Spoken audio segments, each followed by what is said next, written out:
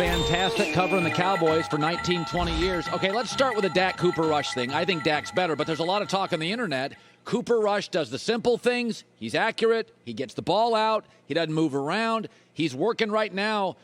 You know, he and CeeDee Lamb looked pretty slick last night. There is no quarterback controversy, Mosley, right? None, right? Trying to do this, and one of your buddies I was seeing, Middlecoff, was out there last night trying to get some kind of controversy going. It's not going to happen. You're paying the guy $40 million. It's not like the Romo thing. Romo, it was at the end of his career, but it has shocked everyone, including fans, Jerry, everybody, how well Cooper Rush has played. So I do think he's functioning extremely well. The best thing he does is he doesn't turn the ball over, and that's the back-breaking thing. And in a game like that, you know, a team desperately needs you to help them. That kind of anemic offense where the Giants, I heard you just joking about them, you know, their whole offense is based on, well, maybe the quarterback can run for 80 or 90 yards. That's a losing proposition when there's no way to get the ball downfield. So I mean, they feel great about Cooper Rush, and it's allowed Dak, if they were losing these games, I promise you, Dak may have had that stitch taken out like 3 days ago. They might have ramped this up even more, and they've been able to settle down and be a little patient with this process. Yeah. For the record, when CeeDee Lamb dropped that first pass, I almost went to social and said, is he a one? Because we know he's talented. He was great at Oklahoma, and then he made that great catch later, and you're like, yeah, he's a one. Was last night, maybe I'm hyping it, it felt like a little breakthrough that he had the awful drop and then the great catch with a backup. And I felt like a little bit of a breakthrough night for CeeDee, that he came back and made the play of maybe the year offensively.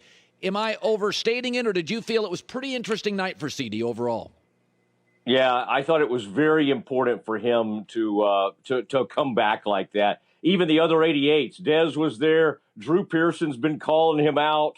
Michael Irvin. I mean, there's a legacy that comes with that position, and so much pressure was on him as the number one wide receiver. And quite honestly, first game, not good. Second game, better. Third game, horrible drop. And I think he he was really upset with himself. Cooper Rush needs help. He's not a great quarterback, but he needs, and Noah Brown's sitting there stepping up for him, and he wasn't getting it from CeeDee Lamb. So I do think that was very important. And I think it was important. It was a real breakthrough that used the discretion to get on social. I mean, you actually sat on that idea and didn't tweet something. I think that was good. Yes, I'm growing, Matt. I'm growing as a human being.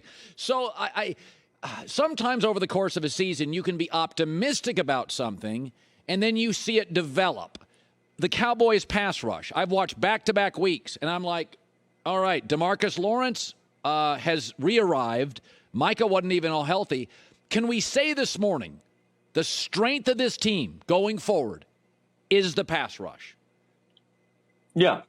No, I think that's the greatest part of this team right now. And the fact that Parsons was not at his best and Lawrence was able to step up because Lawrence has taken a back seat. And he's not the kind of personality that loves taking a back seat. But he's been okay with Micah Parsons becoming the headliner. Micah Parsons showed up with a bottle of Pedialyte last night. The man had some issues during the week, and yet he went out there and didn't have a sack, but had a ton of pressures, played his usual game, but he didn't have to be the star in this game.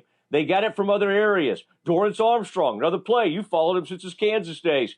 He crashed down and made some plays. So I think you're right. I think Dan Quinn is the star of this coaching staff, and I think the pass rush is the whole story for the Cowboys, and everything sort of works off of that, including the DB's ability to get some of those interceptions. And I think we may have seen Diggs. The dam may break now. He needed to get his first interception, and now I could see that leading to quite a few of them. All right, minute and a half left. I watched all the penalties, and I'm like, the penalties don't mean you're poorly coached. Lincoln Riley said it earlier this year. He goes, some penalties I like, aggressive penalties.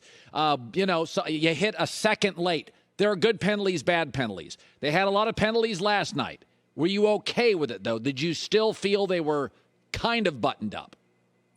Well, yeah, somewhat buttoned up because I'm comparing it to like the preseason. They had like 15 penalties in a game. or like 16. It really is McCarthy, and he talked about it. Hey, some of this is September football. I'm afraid that sort of reinforces some of the mistakes. Hey, guys, here's your excuse. It's still early in the season, so we're going to make some of this. They got to clean it up. It was a dumb call, by the way, on Donovan Wilson for knocking the ball away, but they got to think about that. And I didn't even know it was a rule that if the referee has to go run after the ball, that's somehow a penalty. But they've got to think about things like that. And this is still somewhat of an undisciplined football team. All right, Matt Mosley, great seeing you, co-host of the Doomsday Podcast. We use him at the Volume. We love him here on the show. Great insight on the Cowboys, buddy. And you can feel, you know what? It's a road win with a backup. If you listen to Dallas radio this morning, they should be happy, right? Road win with a backup. That feels good. Oh yeah. Back headed to the Super Bowl.